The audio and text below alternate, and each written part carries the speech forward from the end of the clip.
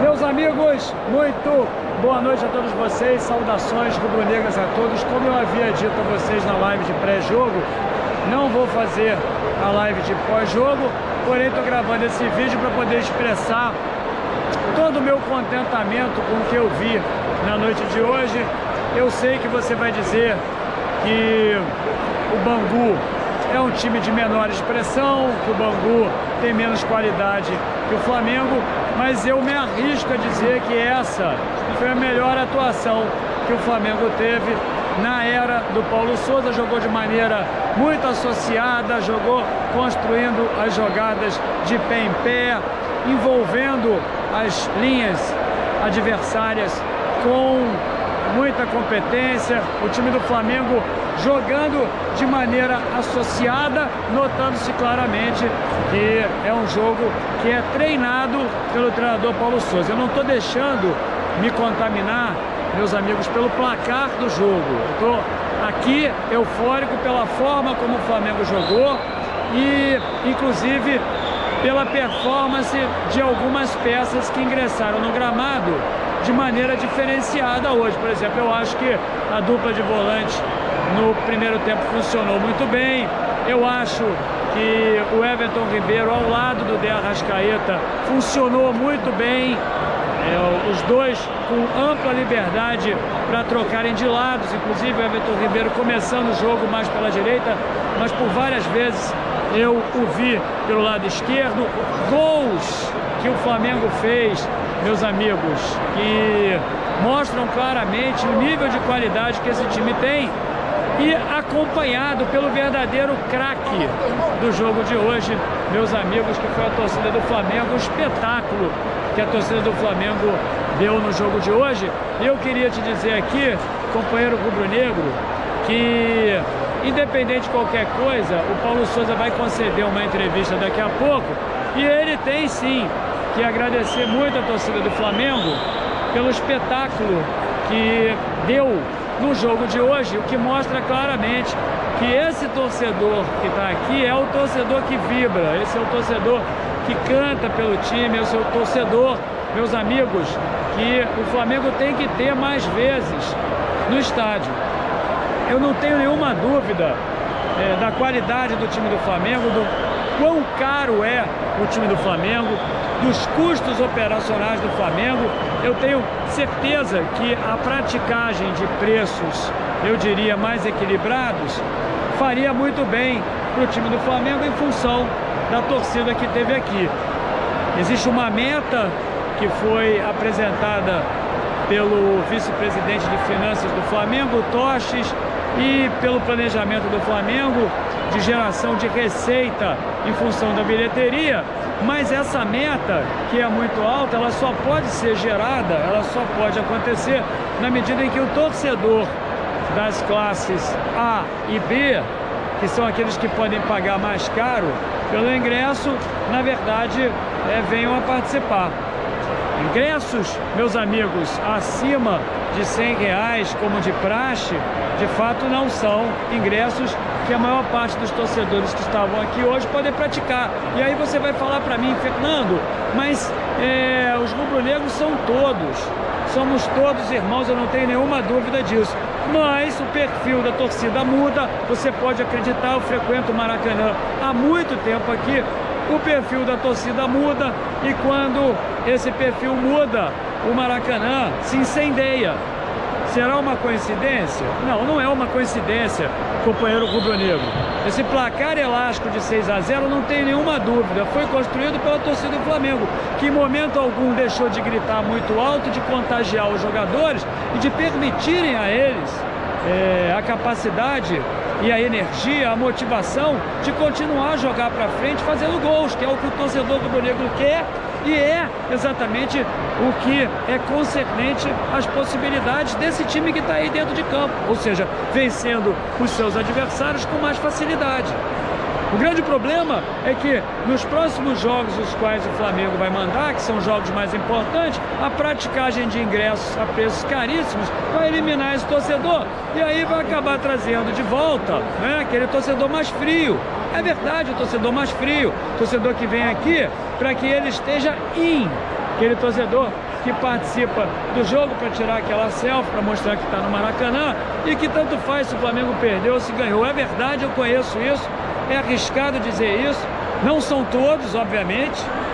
Eu, por exemplo, faço parte dessa gama de torcedores que ainda bem posso pagar ingressos mais caros, mas o meu perfil realmente é diferente. A maior parte dos rubro-negros que podem pagar ingressos mais caros vem aqui no Maracanã e não incentivam o time como a torcida do Flamengo incendiou na tarde de hoje. E você aí precisa acreditar em mim. Então, o verdadeiro craque de tudo isso aí foi a torcida do Flamengo, que obrigou os jogadores do Flamengo a continuar a jogar, porque senão teriam desacelerado, não teriam feito tantos gols como nós fizemos aqui. Foi muito bom o gol que o Matheus França fez, muito bom o Gabigol ter marcado 2 gols, muito bom também o Léo Pereira ter marcado 2 gols, até cruzou o braço ali diante da torcida, tenho certeza que ninguém apostava nisso.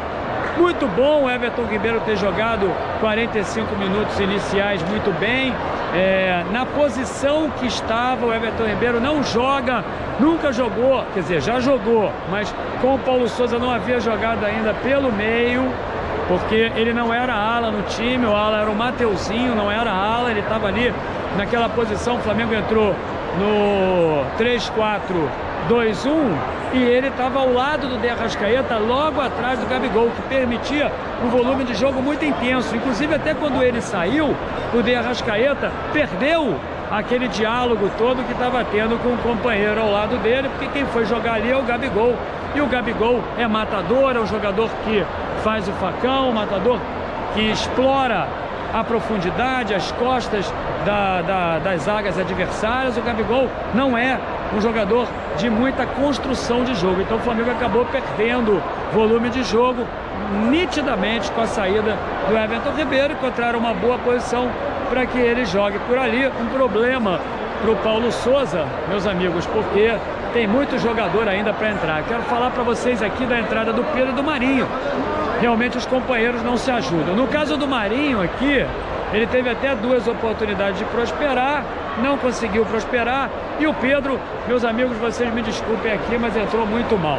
Aí, eu tenho certeza, vai se suscitar um debate importante no sentido de dizer que o Pedro está forçando a saída. Não, não está forçando a saída, ele não está bem mesmo, ele não entrou bem. Ele até tentava acertar as jogadas, mas não conseguia, errou tudo que tentou fazer, que mostra claramente, meus amigos, que o companheiro Pedro não pode ser titular do time. Também não pode ir para o Palmeiras, porque vai reforçar o Palmeiras. O Pedro vai ser importante ainda para o time do Flamengo, mas toda essa controvérsia que envolve o Pedro, dizendo que ele precisa ser titular do time, que ele ganha muito bem para isso, que é o Pedro que vai obstaculizar a ida dele para a seleção brasileira, tudo isso aí, meus amigos, precisa naturalmente ser relativizado em função das atuações que ele tem dentro de campo, que não foram boas. O Hugo, hoje, também, quando foi exigido, teve muito bem. O Davi Luiz mostrou que é aquele zagueiro realmente que pode carregar a bola para o ataque. Isso é importante, porque é um elemento surpresa, não fez o gol por acaso, é um elemento surpresa muito importante. O Lázaro fez um bom jogo.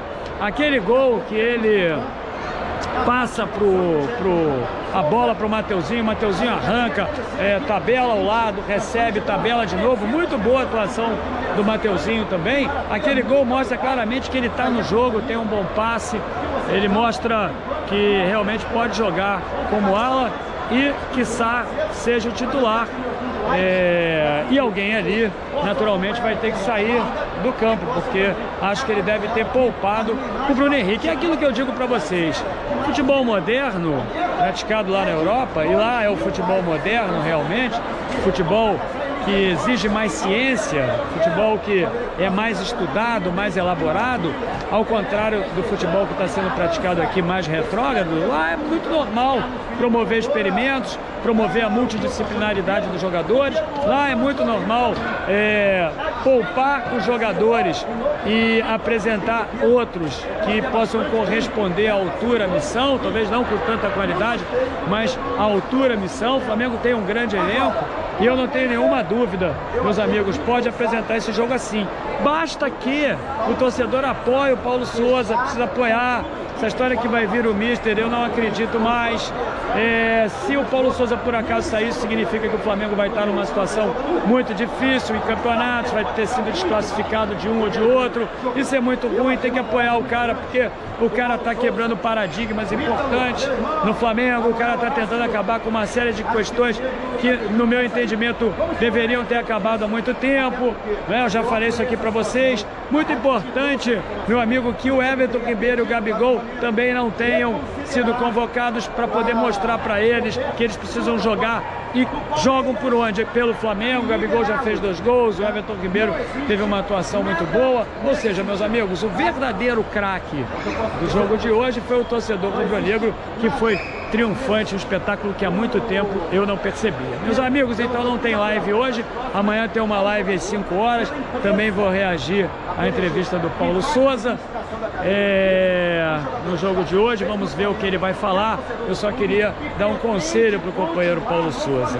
Paulo Souza deveria ter ido lá na Nação e deveria ter agradecido a Nação pelo espetáculo. Ele não faz, ele precisa do apoio, ele poderia ter ido lá reverenciar a Nação, não foi como o Mister ia. E é assim, meus amigos, que se constrói uma sensação de idolatria. Por isso é que o Mister tinha, independente dos jogos que ele fazia muito bons, é por isso que o Mister conseguia ter todo esse apego com a torcida do Flamengo, ter todo esse carinho. O Paulo Souza precisa prestar atenção nisso. Foi muito bom, 6-0, vamos sair daqui felizes. Saudações rubro-negras, meus amigos. Inscrevam aí no canal, deixem o seu like. Até amanhã.